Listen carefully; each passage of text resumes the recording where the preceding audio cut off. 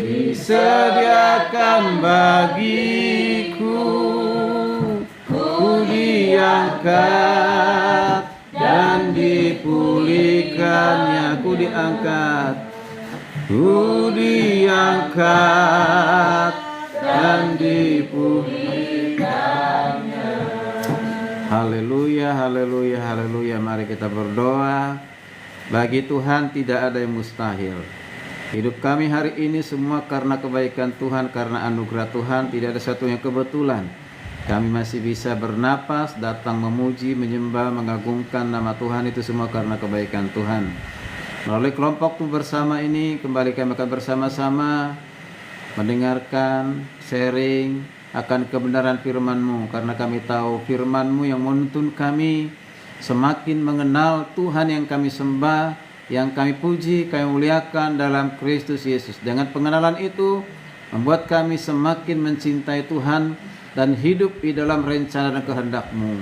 Mari Tuhan, kuasai hati dan pikiran kami, tuntun kami mengerti dan menikmati akan kebenaran firman-Mu, dan firman-Mu itu hidup di dalam kehidupan kami. Terima kasih Tuhan, kami serahkan dalam tangan kuasa-Mu. Sekali lagi, biarlah Allah Roh Kudus yang menolong kami supaya kami sungguh-sungguh konsentrasi untuk mendengarkan suara Tuhan berbicara kepada kami. Terpujilah nama Tuhan, dalam nama Yesus kami berdoa dan siap mendengarkan firman Tuhan. Haleluya, bersama-sama katakan amin. Oke, shalom. Shalom. Apa kabar? Luar biasa. Dahsyat, luar biasa. Baik, bersama-sama kita akan kembali sharing firman Tuhan. Sudah dibagikan di grup King Me. Bagi yang ada di grup King Me ya. Ya. Aduh, amankan dulu itu. Ya. Sudah? Shalom yang ada di TikTok, shalom. Baik, sudah? Udah ketemu? Udah ketemu belum? Ada ya. Yaitu memulai hidup baru di dalam Kristus. Ini terkenalnya dengan BLD. BLD itu singkatan dari bimbingan lanjutan dasar. Apa? Bimbingan lanjutan dasar. Singkatan dari itu BLD itu bimbingan lanjutan dasar. Bimbingan lanjutan dasar itu ada 6. Ya, hari ini kita masuk ke seri yang pertama, BLD 1. Ya, dengan topik pembahasannya itu adalah memulai hidup baru. Apa itu? Dalam Kristus. Ya, hanya satu. Memulai hidup baru Dalam Kristus. ya. Tolong dibagikan mungkin di itu ya, di kelompok KTB ya, karena saya tidak ada dimasukkan di nomor saya di kelompok KTB itu. Maka saya nggak bisa bagi ke situ. Ya, maksudnya nomor yang 05 nggak dimasukin, hanya 225. Ini saya ambil dari 05. Sudah? Ya, ingat ya, topiknya memulai hidup baru dalam Kristus. Jadi kata kuncinya itu adalah hidup baru. Apa? Hidup baru. Semua orang suka yang baru. Siapa di sini lebih suka yang lama? Hah? Semua suka yang baru, tapi hati-hati, jangan istri baru. Kalau sudah punya istri, kalau udah punya suami, jangan suami baru. Ya, ya. Kalau pacar baru karena putus dengan yang lama, itu masih boleh, kan gitu ya. Oke, jadi ini, jadi semua yang baru, baju baru, sepatu baru, ya, tampilan baru, gaya rambut yang baru. Nah, semua orang suka baru, semua orang baru. Nah, apakah juga kita sudah pasti baru di dalam Kristus? Itu jauh lebih penting. Sudah mengalami belum hidup baru di dalam Kristus? Nah, itulah sebabnya hari ini kita mau belajar apa sih maksudnya hidup baru di dalam Kristus. Jadi kata kunci yang kedua itu adalah di dalam Kristus. Kata dalam Kristus. Jadi bukan di dalam yang lain, tetapi di dalam Kristus. Nah, coba perhatikan pengantar di situ dikatakan begini, bahwa setiap orang Kristen dapat memiliki keyakinan tentang adanya hubungan yang benar antara dirinya dengan Allah. Tanpa keyakinan ini, tidak mungkin seseorang mengalami kebahagiaan sejati dan kesempurnaan dalam hidupnya. Garis bawahi di situ penekanan adalah keyakinan. Ya, keyakinan bahwa kita memiliki hubungan yang benar dengan siapa? Dengan Allah. Punya keyakinan enggak bahwa kita memiliki hubungan yang benar dengan Allah? Ya? Yakin. Bagaimana kau bisa yakin? Ya, harusnya yakin. Kalau tanpa keyakinan kita memiliki hubungan yang benar dengan Allah, maka kita tidak mungkin mengalami namanya apa? Kebahagiaan. Tidak mungkin mengalami namanya kesempurnaan. Ya, kesempurnaan. Jadi situ sudah jelas. Nah, kalau sedikit saya mundur ke peristiwanya Adam dan Hawa jatuh di dalam dosa. Semenjak manusia jatuh di dalam dosa, ya, hubungan dan persekutuan Adam dan Hawa kepada Tuhan itu terputus. Sebelum jatuh dalam dosa, mereka bisa langsung berkomunikasi dengan Tuhan, berbicara dengan Tuhan, dan mereka hidup tanpa dosa pada saat itu. Ya? Tapi setelah jatuh di dalam dosa, mereka diusir dari Taman Eden. Bukan saja diusir dari Taman Eden, tapi mereka juga ada akibat dari akibat dari mereka jatuh dalam dosa. Semenjak itulah sampai hari ini manusia dikatakan berdosa, tidak punya hubungan dan persekutuan dengan Tuhan. Nah, hari ini kita mau belajar bersama-sama hubungan dengan persekutuan itu, ya, kembali, ya, diperbaiki ataupun kembali Tuhan perbaiki bagi umat manusia. Ya, itu dengan datangnya siapa? Dengan datangnya siapa? Yesus. Jadi kedatangan Yesus itu adalah untuk kembali memulihkan hubungan kita, persekutuan kita dengan Tuhan, mengembalikan hubungan persekutuan dengan Tuhan. Coba perhatikan, kalau tanpa itu nggak mungkin mengalami kebahagiaan. Ya, itu Alkitab katakan. Coba perhatikan di judul berikutnya dikatakan memulai hidup baru dalam Kristus. Jadi kita perhatikan di sini. Keyakinan akan keyakinan hubungan yang benar dengan Allah itu paling tidak nanti kita pelajari ada 3. Pertama itu adalah hidup baru di dalam Kristus, hubungan baru di dalam Kristus, dan pengalaman baru di dalam Kristus. Itu ya. Jadi yang pertama hubungan baru dalam Kristus, hidup baru dalam Kristus, lalu ketiga pengalaman baru dalam Kristus. Itu bukti bahwa kita ini memiliki ya hubungan yang benar dengan Tuhan. Coba perhatikan ya. Di situ ada Wahyu 3 ayat 20. Coba kita baca Wahyu 3:20 yang ada di situ aja, yang ada di teksnya itu. Ada di situ ya. Wahyu 3:20. Apa isinya Wahyu 3:20 bersama-sama? Lihat, Aku berdiri di muka pintu dan mengetuk. Jikalau ada orang mendengarkan suaraku dan membukakan pintu, aku akan masuk mendapatkannya. Perhatikan Wahyu 3:20 ini siapa yang berkata di sini? Tuhan Yesus. Yang berkata siapa? Tuhan Yesus. Lalu apa yang dikatakan oleh Tuhan Yesus?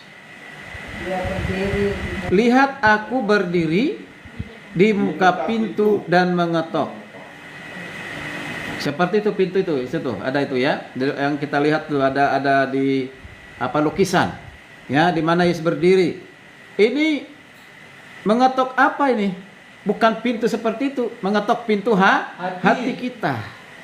Lalu ngapain? Untuk apa Yesus mengetok pintu? Pintu hati kita. Biasanya kalau mengetok pintu itu seseorang mengetok pintu rumah mau ngapain? Mau masuk.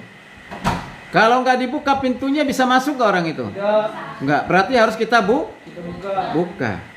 Ya, harus kita buka. Maka dikatakan oleh Yesus ini janjinya nih. Perhatikan, seharusnya nyambung ini ayat ini supaya nanti pertanyaan di bawah itu bisa dijawab.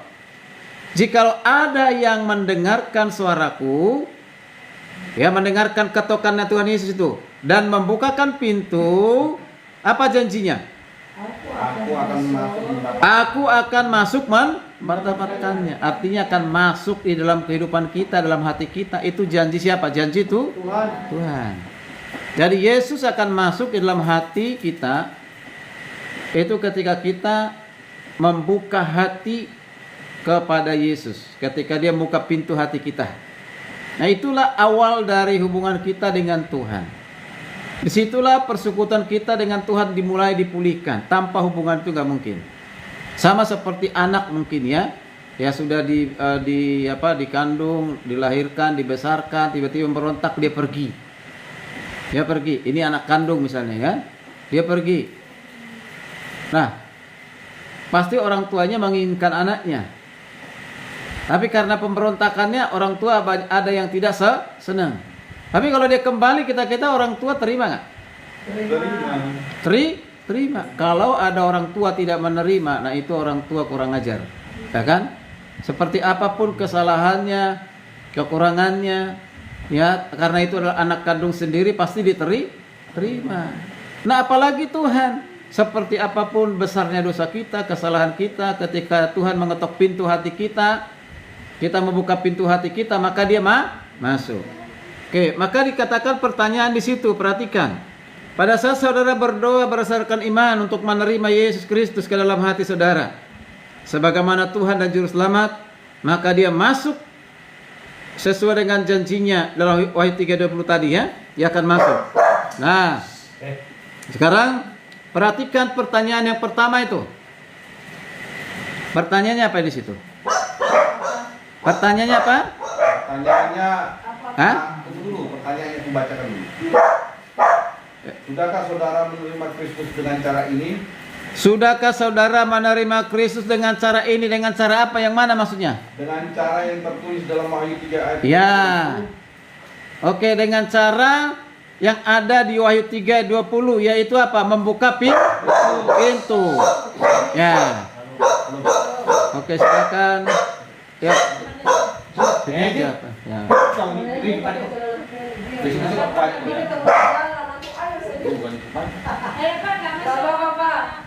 Ayo, duduk. Enggak apa-apa, silakan. Oke, lanjut ya. Jordan ada di grup nggak? Ada. Jordan buka di baterinya di grup ya.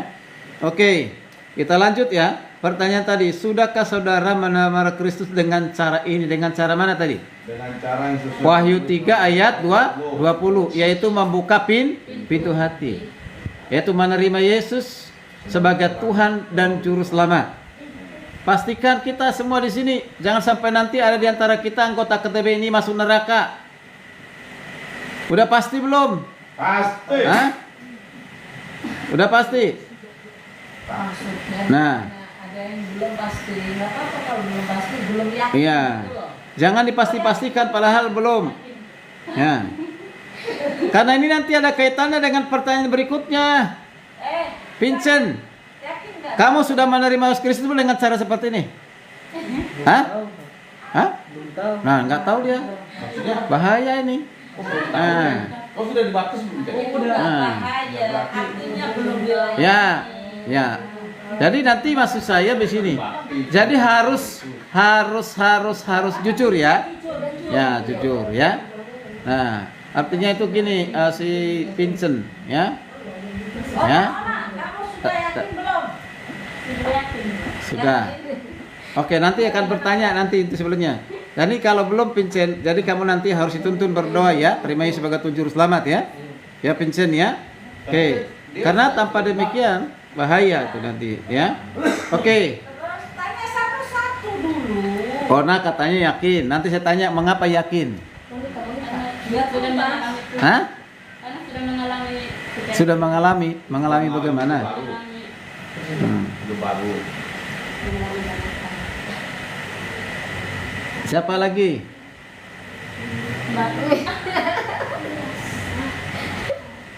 Hah? Apa? Muru, udah yakin belum? Yakin. Yakin. Pasti. Yakin pasti. Udah pernah menerima sebagai Tuhan Juru Selamat? Ya, yakin. Yakin. Jangan hanya yakin, dasarnya ada keyakinannya, dasarnya apa? Keyakinannya apa banyak aku mengalami tiap apa yang aku doain pasti terjadi. Jadi kalau kayak Boleh gitu, itu. Udah itu aja. Pak Paulus besok kau minta doa ini Pak Paulus ini supaya besok jadi miliarder. Dan aku beriman sekali. Yes, Kalau beriman, kalau berdoa pasti terjadi. Makanya dibuka di situ ya. Dasarnya. Begini maksudnya itu mengundang Yesus ya masuk di dalam hati kita. Iya, Pak. Ya, ketika Yesus mengetuk pintu hati kita, ketika kita buka pintu hati, janji Tuhan katakan dia akan mendapatkannya, artinya masuk di dalam hati kita. Begitu, ya. Oke. Ada lagi. Kalau ibu udah ya, udah pasti ya masuk surga ya. Puji Tuhan ya. Karena ada siapa? Ada Tuhan Yesus katanya. Ya, ya. Kalau Jordan gimana? Sudah yakin belum? Udah pernah belum mengundang Yesus masuk ke dalam hati? Hah? Kan ini ayat Alkitab tadi lupa ya karena terlambat. Yesus mengatakan begini loh. Lihat aku berdiri di muka pintu. Pintu itu maksudnya pintu hati kita. Ya kan? Yesus mengetok. Itu coba itu ada lukisan itu. Itu ada maknanya itu. Ya, mengetok pintu. Jadi bukan pengertian literal pintu seperti pintu daun pintu ini, tapi pintu hati kita. Mengapain dia untuk mengetok pintu hati kita? Tujuan itu apa? Ingin masuk. Karena janjinya di situ kan, aku akan jikalau ada mendengarkan suaraku kata Tuhan Yesus dan membukakan pintu, aku akan masuk mendapatkannya. Janjinya ketika kita buka pintu, dia akan masuk. Nah, maka pertanyaan, sudahkah saudara menerima Kristus dengan cara seperti itu? Hah? Hah? Sudah belum? Doa tidak menyelamatkan. Ya, agama tidak menyelamatkan. Perbuatan baik tidak menyelamatkan. Memberikan persembahan persepuluhan pun tidak menyelamatkan.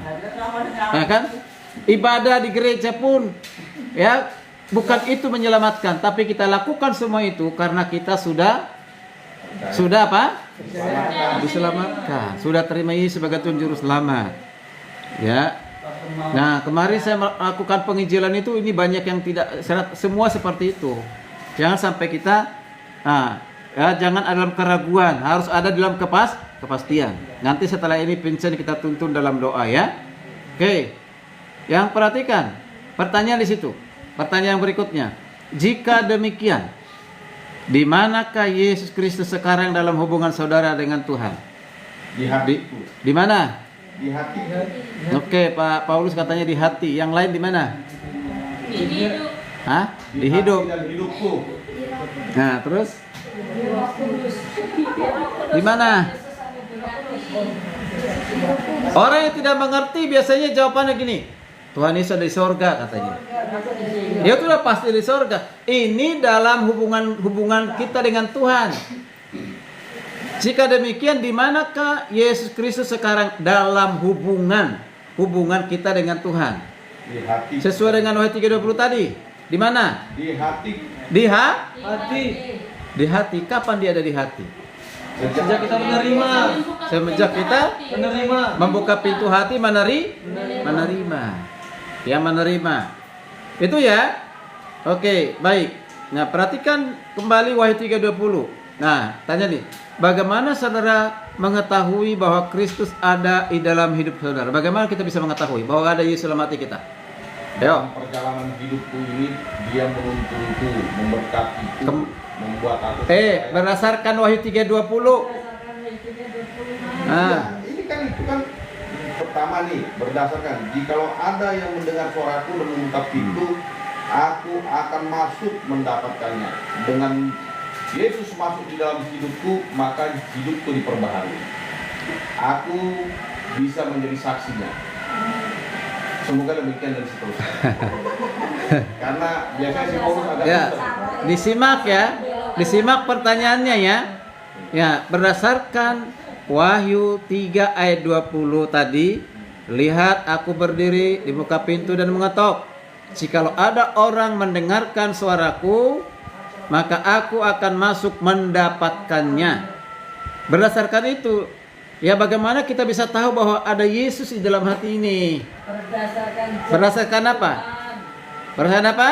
Janjinya. Iya, janjinya. Mana di situ tadi janjinya itu? Aku membuka pintu. Aku akan masuk.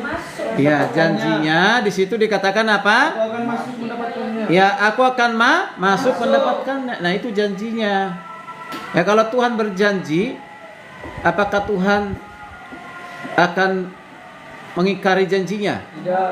Apakah Tuhan berbohong atas janjinya? Tidak. Tidak. Manusia yang suka berjanji Tapi tidak menepati. tidak ditepati. Jadi itu. Jadi jawabannya itu sangat jelas tadi. Bagaimana kita tahu bahwa ada Yesus dalam hati kita? Oh, aku berdoa. Oh, aku ibadah. Ya, aku ketika aku berdoa saya mengalaminya. Belum tentu itu. Tapi berdasarkan ini Wahyu 3:20 dikatakan apa? Berdasarkan janjinya. Nah, kalau Yesus berjanji, janji Tuhan itu ya dan Amin. amin. Paham? Paham. Nah, sekarang perhatikan kalimat berikutnya tuh. Sekarang saudara sudah menerima Yesus Kristus masuk ke dalam hidup saudara. Dengan demikian, saudara telah mempunyai hubungan pribadi dengan Dia. Jadi, yang memiliki hubungan pribadi dengan Tuhan hanya mereka yang sudah buka pintu menerima Yesus sebagai Tuhan dan Juru Selamat. Yang sudah menerima Yesus dalam hatinya, hanya mereka yang punya hubungan pribadi. Nah, lanjut.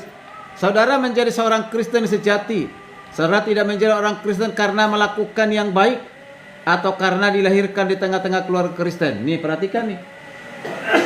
Walaupun kita dikandung oleh ibu yang Kristen, dilahirkan oleh ibu yang Kristen, dibesarkan oleh ibu yang Kristen, belum tentu kita namanya mengalami lahir baru, ya, mengalami hubungan baru. Hanya beragama Kristen. Banyak orang seperti itu, hanya beragama Kristen, tapi ketika ditanya, percaya nggak Yesus Tuhan? Percaya. Percaya nggak Yesus Juru Selamat? Percaya. Nanti kalau kamu mati kemana? Masuk surga atau kemana neraka? Aduh, aku nggak tahu. Nah kan? Nah ini percaya tapi tidak tahu, urusan Tuhan. Tidak ada yang tahu. Nah ini jawaban seperti ini bukan jawaban yang benar. Berarti kemungkinan dia memang belum terima Yesus atau belum paham bagaimana cara terima Yesus. Saya terima Yesus saja sudah lulus SMA, sudah kuliah teologi baru saya terima Yesus. Ya, sebelum kuliah teologi, 1 tahun sebelum kuliah teologi itu, saya dibimbing terima Yesus dengan menggunakan 4 hukum rohani yang kita pelajari Kamis yang 2 minggu yang lalu itu. Ya, jadi ini menjadi kesaksian singkat. Waktu itu saya sedang dalam keadaan putus asa, sudah saya tahu 1 tahun di Jakarta. Ya, mencari pekerjaan susah sekali, sulit sekali. Saya akhirnya duduk-duduk di Taman Proklamasi karena nggak dekat dari rumah, tinggal jalan kaki. Ya, dulu belum dipugar seperti yang sekarang itu, masih bebas orang keluar masuk ke situ. Saya duduk-duduk di dekatnya patungnya Soekarno Hatta itu. Ya, ada tempat duduk di bawah pohon rindang sambil baca koran Pos Kota. Yang tahu Pos Kota ya? Pos Kota itu dulu di situ ada lampu merah juga kan? Koran lampu merah itu lowongan banyak di situ.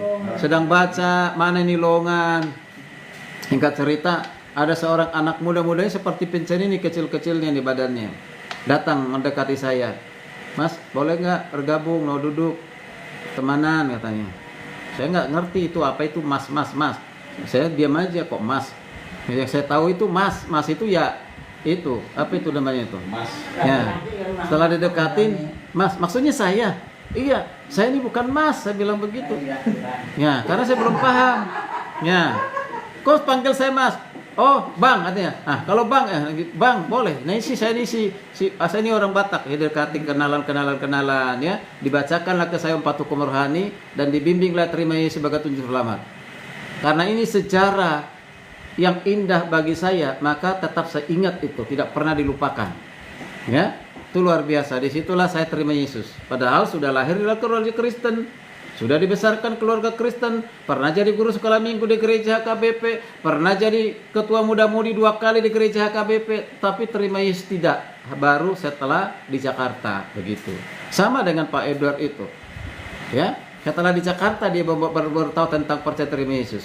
Padahal dia lulus dulu dari STM, ya itu luar biasa, di beasiswa sampai selesai. Dari kelas 1 sampai kelas 3 di beasiswa karena dia ranking 1 terus. Ya. Nah, dia maunya ya mau jadi tentara, tapi dipanggil Tuhan jadi hamba Tuhan. Ya, melalui beliau lah memperkenalkan juga Yesus. Perhatikan itu kata Kristen. Apa artinya kata Kristen? Yuk, anak-anak juga harus tahu ini. Kristen apa? Ya. artinya? Perkataan Kristen itu artinya apa? Kristus dalam seseorang. Kristus di dalam diri seseorang. Lalu kapan Kristus ada dalam diri kita?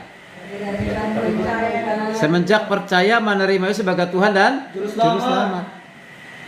Ya. Nah, jadi Kristus itu artinya tinggal di dalam hidup kita. Kapan dia tinggal dalam hidup kita? Sejak kita Kapan dia tinggal dalam hidup kita? Hah? Sejak kita menerimanya. Sejak kita menerimanya. Ya. Oke, sekarang perhatikan nih. Kalau dalam bahasa ayatnya Kristianos. Kristianos itu artinya golongan pengikut Kristus atau orang-orang yang percaya kepada Kristus. Itulah Kristen. Beda dengan beragama Kristen. Kalau orang beragama Kristen belum tentu ada Yesus di dalam hatinya, di hidupnya. Begitu. Oke. Nah, sekarang gini. Kalau kita sudah menerima Kristus atau Kristus sudah tinggal di dalam kehidupan kita, apa saja yang kita terima, apa saja yang terjadi di dalam kehidupan kita, apa saja yang dinyatakan dalam kehidupan kita, banyak. Tapi dalam hal ini kita belajar 3. Pertama, itu hubungan baru. Kedua, ya, hidup yang baru. Ketiga, pengalaman yang baru. Nah, hari ini kita pelajari khususnya hubungan yang baru aja dulu. Nanti yang berikutnya hidup yang baru minggu depan bisa, atau pengalaman yang baru minggu depan. Kita lihat dulu. Sekarang perhatikan bagaimana proses kita mengalami namanya hubungan yang baru. Yuk kita buka Roma 1 ayat 4. Tentu dimulai dengan pengenalan siapa Yesus. Kalau tidak mengenal siapa Yesus dengan benar, bagaimana kita bisa beriman dengan benar? Maka kita bisa hanya ikut-ikutan. Ya. Oke. Ayo Roma 1 ayat 4. Yuk satu orang baca. Ini firman Tuhan. Dan menurut Roh kekudusan dinyatakan oleh Kebangkitannya dari antara orang mati bahwa Ia adalah anak Allah yang berkuasa, Yesus Kristus Tuhan kita. Ya. Kalau menurut ayat itu siapa Yesus? Hah? Kalau baca itu pelan-pelan, jangan buru-buru sambil nikmati, paham? Ya, begitu caranya. Jangan sembarangan hanya membaca begitu ya. Sambil. Siapa Yesus menurut ayat itu? Dia adalah anak Allah yang Yesus Kristus adalah anak Allah yang anak Allah yang Berkuasa. berkuasa. Perhatikan itu. Yesus Kristus adalah anak Allah yang berkuasa. Dia adalah Tuhan kita. Tuhan kita. Di luar sana yang mayoritas agama di Indonesia ini, bahkan di Timur Tengah sana, ya tidak percaya Yesus itu Tuhan. Mereka hanya mengakui Yesus itu hanya manusia.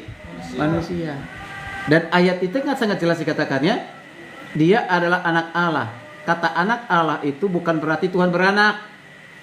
Ya, seperti anak tangga, apa tangga beranak? Tidak. Anak buah, apa buah beranak? Hah? Tidak. Ya, itu maksudnya anak Allah artinya firman yang telah menjadi manusia diutus ke tengah-tengah manusia, ke tengah-tengah dunia menjadi manusia. Dialah Tuhan. Firman yang telah menjadi manusia. Firman yang tidak kelihatan itu, yang ada dalam kekekalan itu tadinya, yang menciptakan langit bumi dan segala isinya itu, datang ke dunia di dalam pribadi siapa? Yesus. Ada kata di situ Tuhan kita, sangat jelas ya. Jadi jangan sampai ragu kalau Yesus itu bukan Tuhan. Ya, jadi tanamkan di hati kita, pikiran kita, iman kita bahwa Yesus itu adalah Tuhan. Lalu dikatakan berkuasa. Nah, Gio masih konsentrasi atau main game? Yo sayang, kamu dari kecil sudah harus belajar ya.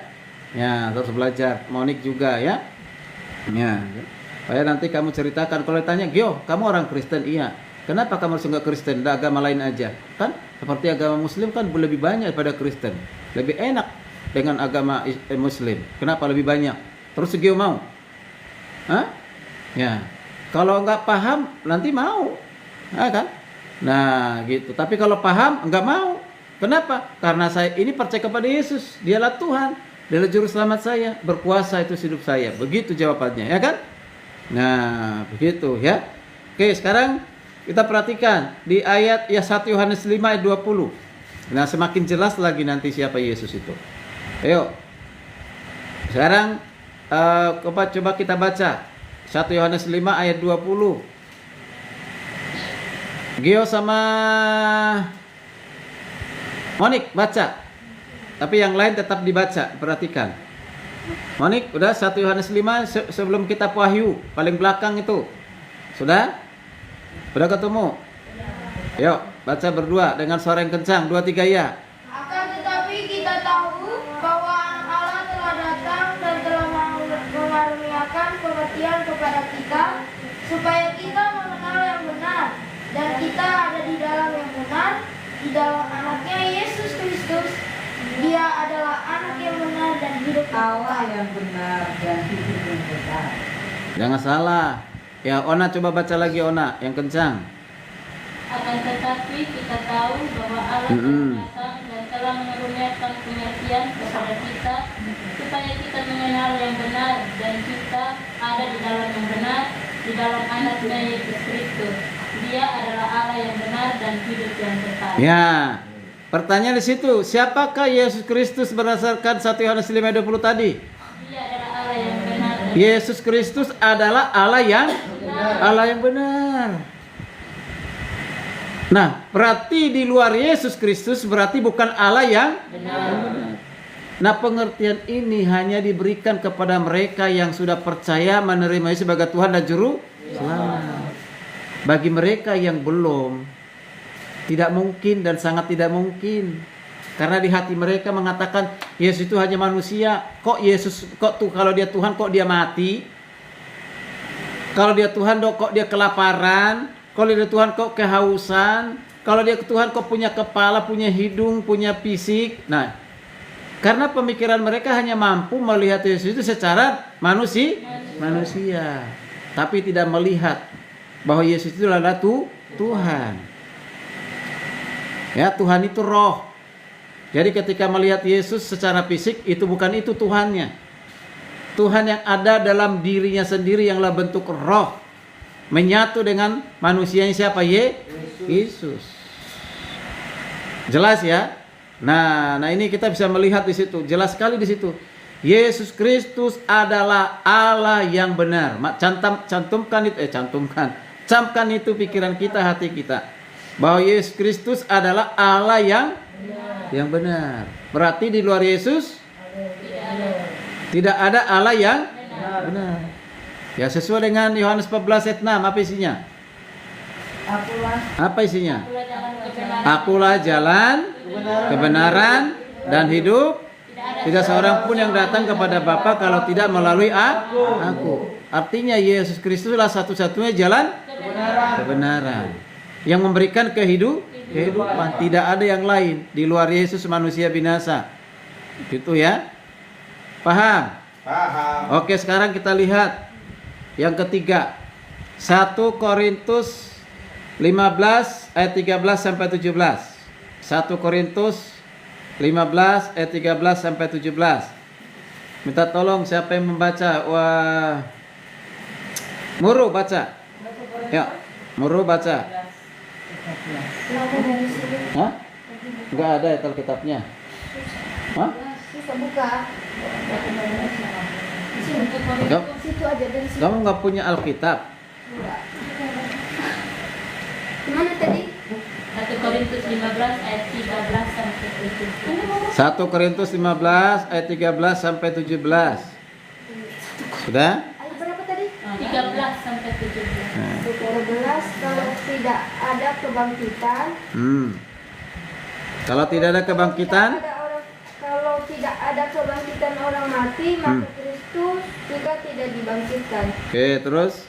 Tetapi andai kata Kristus tidak dibangkitkan, maka sia-sialah pemberitaan kami dan sia-sialah juga kepercayaan kamu.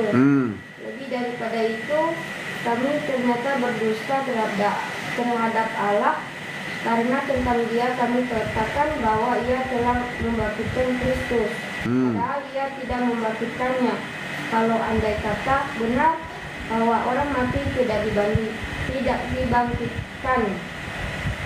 Sebab jika benar orang mati tidak dibangkitkan, maka Kristus juga tidak dibangkitkan. Dan jika Kristus tidak dibangkitkan, maka sia-sialah kepercayaan kamu dan kamu masih hidup dalam dosamu. Demikianlah binasa juga orang-orang yang mati dalam Kristus. Sampai mana tadi? Ya, lanjut. Masih lanjut. Sampai 17. Udah lewat. Oke. Perhatikan. Kalian kira-kira nangkap nggak ayat ini? Mantap. Nangkap nggak? Jangan kamu yang baca, kamu nangkap tidak itu maksudnya? Nangkap. Apa? Apa itu maksudnya nih? Kalau dihubungkan dengan pertanyaan tuh, pertanyaan yang ketiga, apa akibatnya bagi kita ini yang mengaku percaya kepada Kristus? Bila Kristus tidak bangkit dari kematian, akibatnya apa bagi kita? Apa? Sia-sia. Yuk. Apa yang sia-sia? Kepercayaan kita. Kalau seandainya Yesus tidak tidak bangkit dari kematian, apa akibatnya bagi kita? Maka tidak ada namanya kepercayaan terhadap Yesus itu, karena di sini dikatakan Ya. ini saya mau lanjutkan dulu. Jadi Terus? jangan konteks pembacaan Alkitab ini, ayat ini jangan disampaikan secara apa yang disampaikan oleh tulisan ini, tapi coba kita tafsirkan bahwa sia-sialah juga kepercayaan kamu. Artinya untuk apa kita percaya kepada Yesus kalau gitu? Kalau tohnya tidak ada kebangkitan Kristus itu, Iya. tidak ada kebangkitan orang mati itu, tidak ada jaminan keselamatan dari Tuhan, tidak ada manusia itu yang akan masuk ke dalam surga. Iya sih. Nah gini, kita kan beriman bahwa Yesus Kristus dikatakan adalah Tuhan Juru Selamat. Dia adalah manusia, ya kan? Ya, yang mati itu siapa? Manusianya. Kalau Yesus yang mati, manusia Yesus itu mati, lalu dia tidak bangkit, ya, tidak bangkit, maka percuma kita percaya kepada Yesus, sia-sia. Ya, sia-sia. Kan itu sudah dinubuatkan oleh para nabi bahwa Yesus akan datang menjadi manusia, dia akan menderita. Yesaya misalnya ya, Yesaya 53, di Mazmur juga. Itu jauh sebelum Yesus datang sebagai manusia, menjadi manusia, itu sudah diberitahu. Nah, termasuk Yesus sendiri sudah memberitahukan itu kepada siapa? Kepada siapa? Murid-muridnya. Sebelum dia ditangkap, sebelum dia disalibkan, sebelum dia mati, Yesus sudah berkata kepada murid-muridnya, saya akan diberikan ke tentara Romawi dan saya akan disalibkan, menderita dan akan disalib mati dan hari ketiga saya akan bangkit. Nah, Yesus katakan itu semua. Coba seandainya tidak bangkit, berarti Yesus berbohong. Ya kan? Nah, kok kita percaya kepada pembohong? Kalau itu ternyata Yesus bangkit. Itu. Jadi dasar iman orang percaya itu, perhatikan ya. Dasar iman orang percaya itu adalah kematian dan kebangkitan Kristus untuk menebus dosa manusia. Itu dasar iman kita. Bahkan Injil pun diberitakan itu di situ. Bukan hanya Tuhan Yesus baik, Tuhan Yesus akan memberkatimu, Tuhan Yesus akan menolongmu. Jadi nggak pernah disampaikan tentang kematian kebangkitan Kristus. Itu bukan menginjil. Agama lain juga mengatakan demikian. Kalau menginjil harus sampaikan juga tentang kematian dan kebangkitan Kristus. Nah, itu namanya Injil. Nanti baca itu 1 Korintus 15 1 sampai yang ke-6 ya. Oke, udah jelas? Berarti iman kita tidak sia-sia. Mengapa tidak sia-sia? Karena dia bangkit. Kalau Yesus tidak bangkit, maka tidak ada kebangkitan orang mati. Kita ini tidak akan bangkit, mati untuk selama-lamanya. Tapi Yesus Yesus adalah yang pertama yang bangkit dari kematian, dan itu menjadi pintu buat orang-orang percaya bangkit dari kematian. Kita nggak tahu kapan kita mati, esok atau masih 2 tahun lagi, 3 tahun lagi, 5 tahun lagi, kita nggak tahu. Ini fisik ini akan menjadi tanah. Nanti suatu saat kita akan dibangkitkan, ya, dengan memberikan tubuh yang baru. Bukan tubuh yang ada di tanah itu udah busuk bahkan hilang, tinggal tulang belulang. Ya, diberikan tubuh yang baru. Itu luar biasa. Tubuh nanti yang tidak akan pernah mati. Hebat nggak? Mau nggak punya tubuh seperti itu? Mau. Seperti Yesus itu tidak akan pernah mati lagi, karena sudah memiliki tubuh kemuliaan. Wow, kalau sampai Yesus datang nanti dengan tubuh kemuliaannya itu, luar biasa ya, dahsyat. Semua dunia akan kagum untuk melihatnya. Oh, ternyata benar loh yang disampaikan di KTB Alamanda itu, benar loh yang didengung-dengungkan di gereja itu, benar loh teman-teman yang mengatakan Yesus Kristus juru selamat, di luar Yesus masuk surga, masuk neraka. Ya kan? Nah, nanti baru orang mengakui, bahkan termasuk bangsa Israel yang sampai saat ini mereka masih secara bangsa menolak Yesus sebagai Tuhan. Nah, itu nanti suatu saat mereka akan percaya secara bangsa. Ya, suatu saat itu janji Alkitab. Ya, pertanyaan yang berikutnya 4A. Yuk, Yohanes 1 ayat 12. Yuk, Yohanes 1 ayat 12.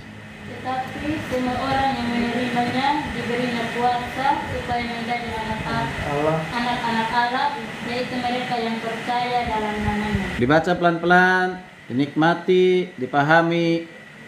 Dikatakan di situ apa? Tetapi semua orang yang menerimanya diberi kuasa menjadi anak-anak Allah, yaitu mereka yang percaya dalam namanya. Pertanyaannya, apa yang akan terjadi bila kita menerima Kristus? Diberi kuasa. Bukan hanya puasa, apa di situ? Menjadi anak Allah. Itu. Ya. Kalau kuasa itu adalah suatu status, satu kuasa itu dikatakan kalau anak kita sendiri. Kuasa yang dimiliki oleh anak kita sendiri adalah kuasa yang turunkan dari orang tua. Contoh misalnya begitu ya. Nah, boleh nggak misalnya kalau anak tetangga gitu ya? Nah, anak tetangga menguasai barang kita, oh nggak apa-apa, ambil aja. Nggak boleh kan? Nggak mungkin kan? Tapi kalau anak kita sendiri minta, pasti berikan. Kalau itu sesuai dengan kebutuhannya. Karena hubungan darah, itu kuasanya di situ. Nah, perhatikan di sini. Ketika orang percaya menerima sebagai juru selamat, dikatakan kita menjadi anak-anak Allah. Ini anak-anak Allah, ini anak-anak Allah. Berarti kita keluarga. Ya, keluarga Allah. Ya, keluarga Allah. Pastikan kita ini sudah percaya diri sebagai juru selamat, maka kita layak disebut sebagai anak-anak Allah. Kalau enggak, kita bukan anak Allah. Berarti kalau enggak anak Allah siapa? Iblis. Hah? Anak Setan. Ya. Oke. Pertanyaan yang B. Karena orang-orang Kristen yang lain adalah juga anak-anak Allah, bagaimana hubungan saudara dengan mereka? Tadi saya katakan, Vincent anak Allah, saya anak Allah, sebut kita anak Allah. Berarti hubungan kita apa? Saudara. Namanya saudara seiman. Ya. Dan ini keluarga Allah. Oke. Nah, perhatikan berikutnya. Keselamatan itu adalah anugerah Allah yang dikaruniakan kepada setiap orang percaya kepada Yesus Kristus sebagai juru selamat. Sehingga memperoleh apa? Pengampunan. Orang yang belum percaya kepada Kristus, orang yang belum menjadi anak-anak Allah, mau minta ampun seperti apapun dosanya nggak diampuni. Ya. Karena salah apa? Objeknya Tuhannya salah. Ya. Nah, hanya kita ya memperoleh pengampunan. Maka dijelaskan di sini ayat yang ke-5a, perhatikan. Efesus 2 ayat 8 9. Yuk, Efesus 2 ayat 8 dan 9. Sudah? Sudah ketemu? Sudah? Ayo baca secara bersama-sama. Efesus 2 ayat 8 9. Sebab karena kasih karunia Kamu diselamatkan. oleh iman. Itu bukan hasil usahamu, tetapi pemberian Allah. Itu bukan hasil pekerjaanmu. Jangan ada orang yang menggunakan diri. Ya. Perhatikan. Dikatakan di sini, apakah keselamatan itu merupakan pahala karena perbuatan baik manusia? Tidak. Apakah karena usaha manusia? Tidak. Apakah karena pekerjaan manusia? Tidak. Nah, kalau begitu bagaimana cara keselamatan diperoleh? Bagaimana? Karena kasih karunia. Karena iman. Karena pemberian. Begitu. Jadi bukan usaha. Kalau agama yang lain, semua agama di dunia ini termasuk Indonesia ini, supaya memperoleh keselamatan, mereka menekankan tentang perbuatan baik, pahala. Nanti ditimbang dosanya paling besar baik-baiknya atau dosanya. Kalau baiknya lebih banyak masuk surga, kalau dosanya lebih banyak Masuk neraka. neraka. Nah, siapa yang bisa memastikan itu? Apa mungkin manusia bisa sempurna baik? Gak Tidak. bisa. Nah, lalu perhatikan berikutnya ayat yang pertanyaan yang ke-6. Ya, kalau kita baca Kolose 1 ayat 13-14. Kolose 1 ayat 13-14. Vincent baca, yang lain juga perhatikan dibaca. Yuk. Kolose 1 ayat 13 dan 14, sudah? Yuk baca, Vincent. Sebab aku dapat memberi kesaksian. Woi, Tesalonika. Kisah para Rasul, apa itu? Filemon. Kolose 1 ayat 13-14. Ia telah melepaskan kita dari kuasa kegelapan dan memindahkan kita ke dalam kerajaan anaknya yang kekasih. Di dalam dia. Di dalam dia kita memiliki penebusan, kita yaitu pengampunan dosa. Kamu bacanya kemana sih kayaknya ini? Dia membaca sambil berpuisi. Baca yang bagus. Kamu ini calon hamba Tuhan, calon guru. Baca yuk. Dia telah melepaskan kita dari kuasa kegelapan Dia telah melepaskan kita dari kuasa kegelapan dan memindahkan kita ke dalam kerajaan anaknya. memindahkan kita kepada dalam apa? Kerajaan anaknya. Kerajaan anaknya. Siapa itu anaknya itu? Yesus Yesus Kristus. Berikut Yang kekasih. yang kekasih. yang kekasih. Di dalam dia kita memiliki penebusan. Di dalam dia Memiliki penebusan. Kita. memiliki apa? Penebusan kita. Penebusan. Masih ada nggak kalimatnya? Ada. Kita. Hah? Ada. Kita. Udah. Yaitu pengampunan dosa. Yaitu pengampunan dosa. Nanti kita baca bersama. Belajar baca Alkitab ya, pelan-pelan sampai paham. Jangan asal baca tapi nggak dapat apa-apa, ya. Begitu. Jadi pertanyaannya di situ, sudahkah saudara menerima pengampunan atas dosa-dosa saudara? Sudah. Itu ya. Nah, ini nih harus jujur, ya. Sudah mantap, sudah ada pengampunan belum? Sudah memperoleh pengampunan belum? Orang yang sudah percaya kepada Kristus sebagai Tuhan Juru Selamat, dosa masa lalunya ketika kita memohon pengampunan kepada Tuhan, ingat, kita sudah dipindahkan dari kegelapan kepada terang. Atau kepada siapa? Kerajaan Kristus. Dan menerima pengampunan dosa. Jadi dosa kita hari ini, hari yang lalu, jika kita datang kepada Tuhan, mengakui Tuhan mengampuni. Oke, sekarang masuk Ibrani 13 ayat 5. Ibrani 13 ayat yang kelima. Ayo, ini baca bersama-sama 2-3 ya. Aku sekali-kali. Janganlah kamu menjadi hamba uang. Ya, baca secara keseluruhan nggak apa-apa, nanti ada penekanan situ. Janganlah kamu menjadi hamba uang. Terus Cukupkanlah dirimu dengan apa yang ada padamu. ya, Karena Allah telah berfirman, aku sekali-kali tidak akan membiarkan engkau, dan aku sekali-kali tidak akan meninggalkan engkau. itu dimulai dari yang 5B. Apa dikatakan di situ? Apa? Demikianlah apa tadi? Aku sekali-kali itu sebelumnya apa itu? Nggak usah dibaca. Janganlah hamba uang itu apa itu? Janganlah kamu menjadi hamba uang. Bukan, nggak usah di situ dibaca. Ayat yang B. Aku sekali-kali engkau, tidak meninggalkan engkau, membiarkan engkau, tidak akan sekali-kali tidak akan. membiarkan dan meninggalkan. Ya, membiarkan dan meninggalkan. Ini janji atau apa ini? Janji Tuhan. Apa janjinya?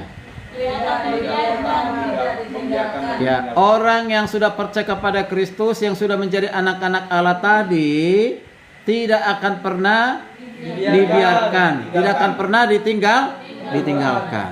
Jadi pertanyaannya, mungkinkah Kristus akan meninggalkan kita? Tidak. Oke, tidak. Oke. Baik, yang B. Berdasarkan janji Kristus itu bahwa Kristus tidak akan pernah meninggalkan kita, berapa kalikah kita mengundang Yesus masuk dalam hati kita? Setiap hari. Tuh belum paham dia. Katanya tiap hari.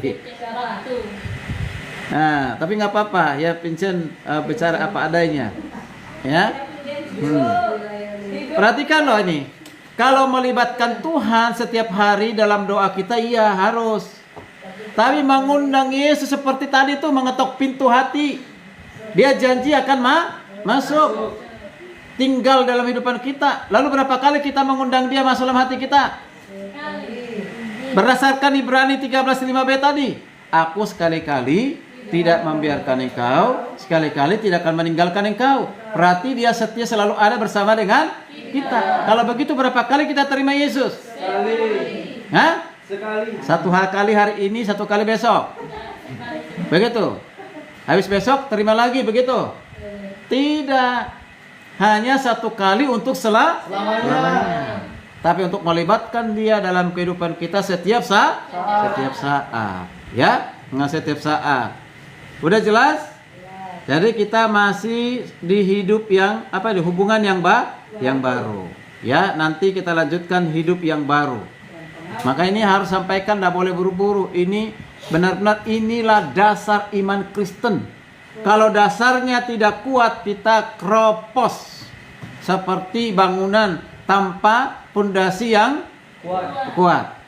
Ya tuh, kalau pondasi yang kuat, bangunan itu kuat nggak? Kuat. Ya, tidak kuat. Kalau akarnya tidak kuat, pohon itu tumbang kan? Nah, kita pun demikian. Makanya di dasarnya ini. Apa itu Kristen? Kapan kalian menjadi anak Allah? Apa yang kalian terima kalau kalian menjadi anak Allah? Itu kan? Kalau kalian sudah menjadi anak Allah, sampai kapan menjadi anak Allah? Hari ini anak Allah, besok jadi anak setan. Begitu? Tidak. Selama-lamanya kita anak Allah. Makanya nanti kalau kita sudah menjadi anak-anak Allah, kita akan teruskan nanti di BLD 2, BLD 3 apa yang kita lakukan sebagai anak-anak Allah. Ya. Ada pertanyaan? Tidak ada. Ada? Oke, si Vincent. Kamu harus berdoa terima Yesus sebagai juru selamat ya. Oke. Ikuti doa saya begini, doanya begini, ya. Dengar dulu baru nanti ikuti. Tuhan Yesus, saya memerlukan Engkau, saya membuka pintu hatiku dan menerima Engkau sebagai Tuhan dan juru selamatku. Bertahta dalam hidupku. Terima kasih Tuhan untuk kematian-Mu di kayu salib, untuk menebus dosa-dosaku. Kuasailah hatiku hari ini dan sampai selama-lamanya. Terima kasih Tuhan Yesus, Engkau sudah ada di dalam hatiku. Begitu ya? Ya? Itu pokok doa-doanya seperti itu, ya. Oke, yang lain dengan sikap berdoa, saya akan menuntun Vincent untuk berdoa dengan bersuara ya Vincent ya. Ya?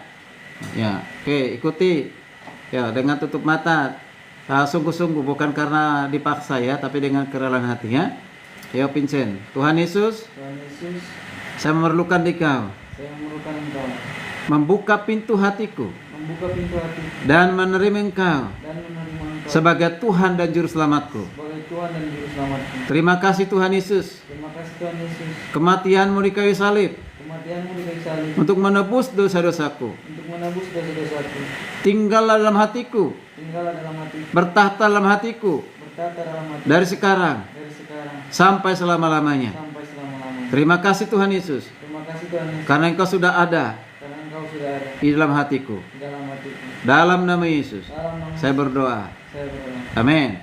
Nah, sekarang saya bertanya kepada Vincent. Tadi kan sudah berdoa terima Yesus. Sekarang Yesus ada di mana? Di hatimu. Yakin ada di hatimu. Kenapa? Karena janjinya tadi ya. Aku akan mendapatkannya ya. Nah, lalu sampai kapan Yesus ada di hatimu? Selama-lamanya. Lalu berapa kali kamu terima Yesus? Sekali. Hanya hari ini dan selamanya. Tinggal menyerahkan hidup kita dipimpin oleh Tuhan. Gitu ya? Oke, jadi sehingga kamu memiliki kepastian keselamatan karena Yesus sudah ada dalam hatimu. Ada nggak yang lain seperti Vincent ini di sini?